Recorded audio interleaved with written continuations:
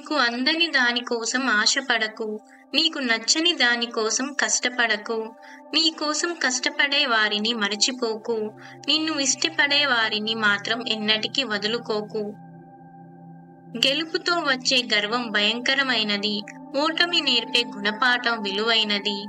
ఓటమిని చూసి విచారపడకు, ధైర్యంతో చేసే ప్రయత్నాలతోనే విజయం వరిస్తుంది. ఆ విజయమే రాబోవు తరాల వారికి పాఠాలుగా మిగులుతాయి. అవరోధాలు అధిగమించి ఇతరుల అభిప్రాయాల గురించి ఆలోచించకుండా, లక్ష్యం మీద దృష్టితో ఫలితం ఆశించకుండా మనసు పెట్టి పని చేయటంలోనే గెలుపు దాగి ఉంది. పరిస్థితులు మనిషి అదుపులో ఉండవు, కానీ అతని ప్రవర్తన అతని ఆధీనంలోనే ఉంటుంది. మీ అపజయాలను తప్పటడుగులని ఎప్పుడూ అనుకోకండి. అవి తప్పులు కావు, భవిష్యత్తులో ఏం చేయకూడదో చెప్పే పాఠాలు. మంచివాడు శత్రువుకి కూడా సహాయం చేస్తాడు, చెడ్డవాడు స్నేహితుణ్ణి కూడా ముంచుతాడు. పుట్టుకతో వచ్చిన గుడ్డితనాన్ని కూడా నయం చేయవచ్చు, కానీ అహంకారంతో కళ్ళు మూసుకుపోయిన వారికి ఎవరూ బాగు చేయలేరు. పదాలు ప్రేరేపించగలవు, అయితే పనులు మాత్రమే మార్పును సృష్టిస్తాయి. జ్ఞాపకాలు ఎందుకు నేనంటే అంత ప్రేమ, అది నిరంతరం నాతోనే నా వెంటే ఉన్నాయి. కాలంతో పాటే కరిగిపోకుండా నాలో భాగమే నాతోనే జీవిస్తున్నాయి. కరిగిపోయే ప్రతి క్షణం అనుభవంలా మారి ఉదయించే మరో క్షణానికి మార్గదర్శిగా నిలుస్తున్నాయి. స్నేహబంధం, ప్రాణబంధం, అమ్మ ఆప్యాయతని, నాన్న బాధ్యతని, అన్న అనురాగాన్ని, చెల్లి మమకారాన్ని, ప్రియురాలి ప్రేమని, గురువు స్ఫూర్తిని కలగలిపి అందించే అనుబంధం, కడదాకా వీడిపోని ప్రాణబంధం, అదే స్నేహబంధం.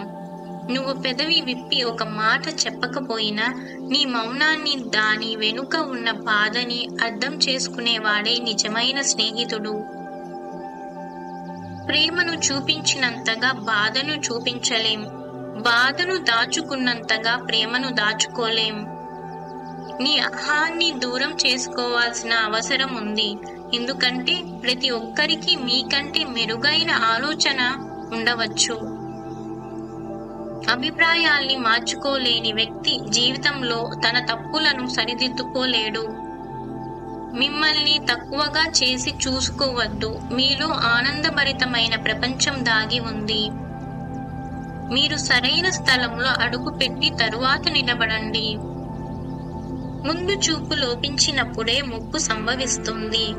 అనుకువ లేకపోతే అందం కూడా వికారం కలిగిస్తుంది. మీరు చేసే సాయంతో ప్రాణం కాపాడొచ్చు, ఆ ప్రాణం ఉన్నంత వరకు మిమ్మల్ని గుర్తు పెట్టుకోవచ్చు. మీరు చేసిన సాయం మీరు ఆపదలలో ఉన్నప్పుడు ఆదుకోవటానికి తప్పకుండా తిరిగొస్తుంది. మీరు ప్రతికూలత నుండి దూరంగా ఉన్నప్పుడు అందమైన విషయాలు సంభవిస్తాయి.